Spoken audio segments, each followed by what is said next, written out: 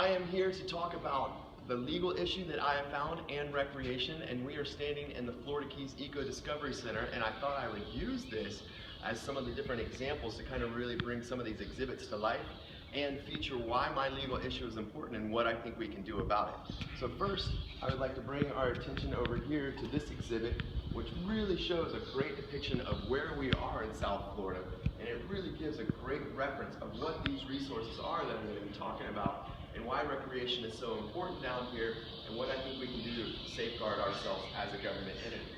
So as you notice, this is South Florida right here, and we have the third largest reef system in the world, just behind the Great Barrier Reef in Australia, of course, and then in Belize. And as you can see, our reef structure here is about 6 to 7 miles offshore, and that's actually because the net flow of water actually goes from the Gulf to the Atlantic, and you've got a lot of fresh water dumping out here from the Everglades, and then the net flow kind of comes out this way. And in the Gulf waters, the salinity content actually varies more, and corals are very susceptible to a constant salinity, so therefore they developed about 6 miles offshore here. We have about 34 hardened species of stony corals, and except at another location we have 46. And what makes our reef the third largest is they measure it from Biscayne all the way out to a very special place called the Dry Tortugas. Now, the Dry Tortugas are really just the end of the Florida Keys Reef Tract right here, and what this is now is America's most remote national park within the contiguous U.S. It is located 70 miles west of Key West, and it's basically just the end of the Florida Keys Reef Tract. Well, if it's the end of the Florida Keys Reef Tract and these are just keys, why is it named Dry Tortugas? And that dates back to the early days of Spanish settlement back in 1513 when Ponce de Leon was down in South America and Mexico getting all that silver and gold and plundering the Peruvians. He would jump on these strong Gulf Stream currents, and they would have to sail north of Cuba, and they would jump on these strong currents right here, and then they would stop to make final preparations to their ship before going overseas and to load up on a vital food source. So vital was that food source that they actually named the islands after him, Las Tortugas, Islands of the Turtles. See, the thing is, you could take one of those large turtles, flip it upside down on its shell, put it on the lower decks of a ship, dump a bucket of water on it every day, and it would actually stay alive. So as you made that journey back over to Europe, and a week, 2 weeks into the trip, when you needed to feed your sailors, turtle soup it was. Turtles are now protected, and this year we've seen a record number of turtle comes back, over 746 nests. In years prior, we only had about 500 record nests. So I talked a little bit about the park. The reason that it became a park is because of a very significant fort called Fort Jefferson. So both Fort Jefferson and Fort Zachary Taylor right here in Key West, even though we're in the southernmost part of the United States, these two places were actually controlled by the Union Army, by the North, during the Civil War. Now, if you think back about President Lincoln's tactics, what was one of the things that he did to win the war? He blew up the train tracks running from the north into the south so they couldn't get supplies there. And from this very southernmost point, this is where he launched a blockade of their naval forces, cutting off their supplies and cutting off their shipment of cotton to Britain, where they were selling it and getting finances for the war. So large implications in the war there. Now let's take a look over here at this structure. If you just want to come with me, I want to show you why back in 1936, Congress made this a national monument. We have one of the largest masonry structures in the world, built out 70 miles in the middle of the Gulf Stream. And this fort was so massive it could hold up to 420 cannons. And like I said, it was a huge cultural resource. Just think about this. In one era, you have slave labor building this fort, and then just a few short years later, you had blacks that were slaves now guarding white prisoners. This was used as a prison during the Civil War. And you can actually see the different colors in the bricks between the top and the bottom there. So the top is a little bit lighter red. That's because initially when we were getting these bricks, we were getting them from Pensacola. But what happens in 1861? Florida cedes from the Union as a Confederate state. So a Union fort, they just wouldn't sell us bricks since it was a Confederate state. Now, it's a beautiful culture. resource. We realized that back in the 30s, and that's why they made it a national monument. However, now it is America's most remote national park. So in the 90s, they made this a national park.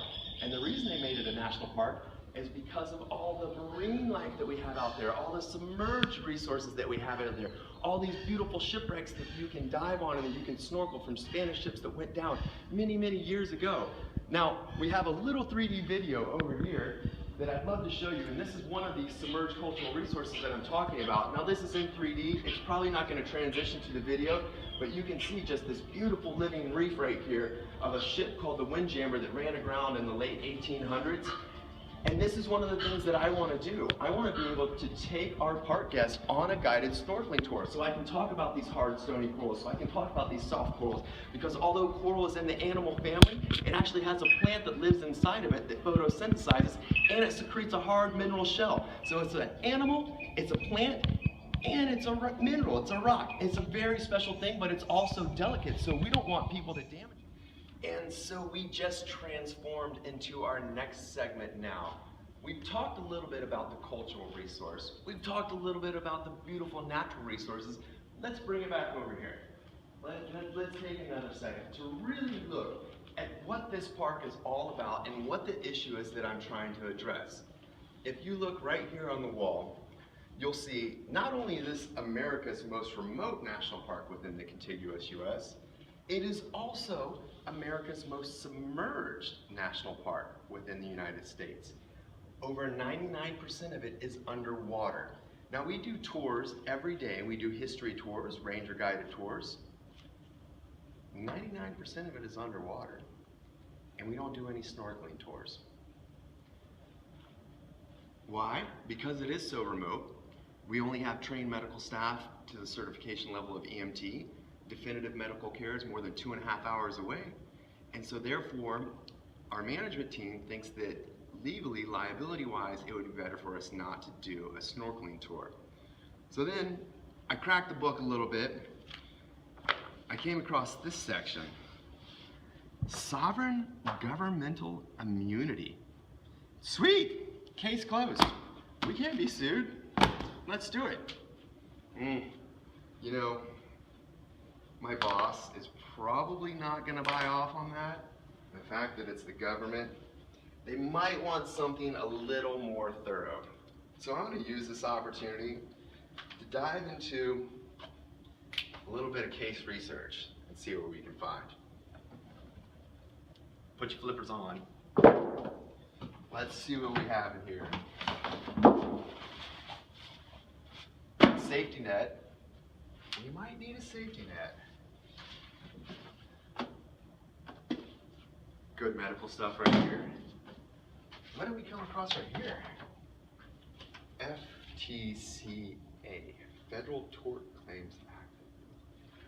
Whoa, the government can be sued for negligence. This was passed by Congress in 1946? We're definitely gonna need to look a little more into this one. But you know what? It's not exactly what I was looking for.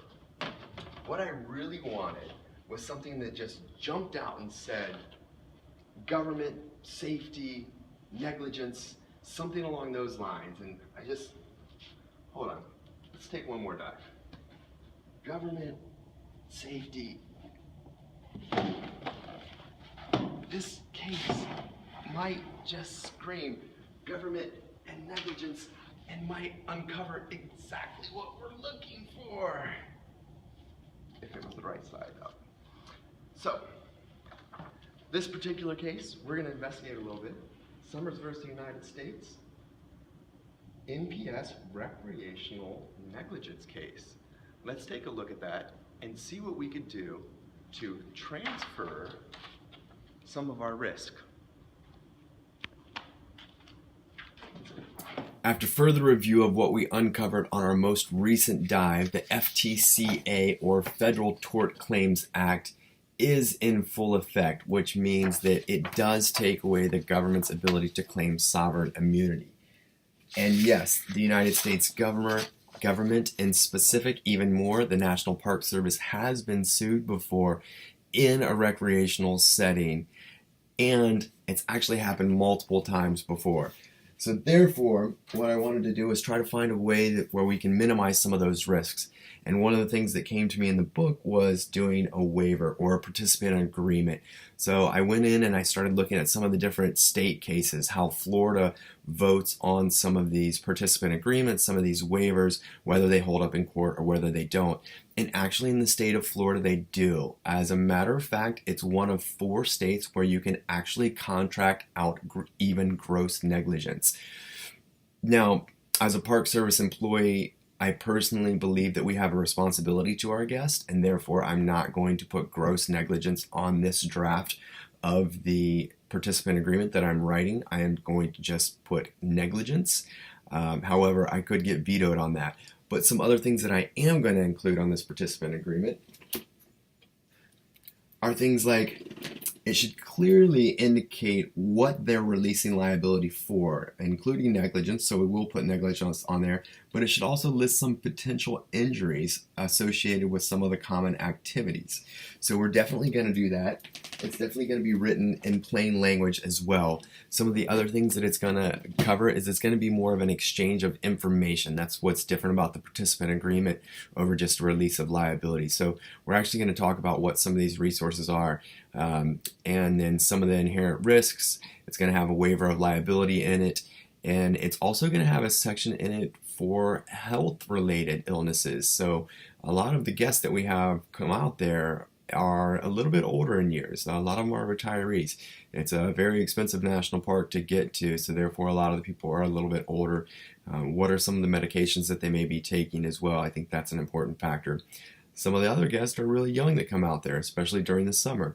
We have a lot of people in youth groups. We have a lot of Boy Scouts. We have a lot of Girl Scouts, a lot of junior high schoolers, like the group that's coming out this Friday. So therefore, I will also want to have a parental agreement in there.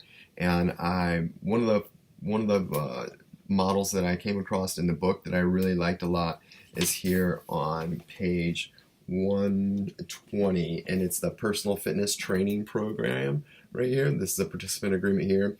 And I like the way that he or she has this broken down. It basically has a description of the exercise, description of the potential risks, description of the potential benefits. There should be some benefit in this for them. Otherwise, why are we even doing a ranger guided snorkel tour? It should also list participant responsibilities. This is where I can come back to what I said earlier with coral being such a unique animal, where it's in that animal kingdom, then also has that plant, that zooxanthellae that lives inside of it, and then it's still secreting that hard mineral shell, but then it's also really delicate. So something that one of our participants does could actually remove that resource and injure or kill that resource, so then other park goers won't be able to experience that same thing. So I really like having the participant responsibilities, because they're going to be responsible for a certain conduct as well. And then once again, at the end, we're going to have parental consent along with the individual students sign it. This is going to be a rough draft that I'm writing. I've gotten to know some good information on here, but it's not going to happen overnight. So I'm going to submit a rough draft in writing, and hopefully in months to come, after a couple of different revisions and the correct people looking at it, this will be something that can be adopted and hopefully will benefit future park goers.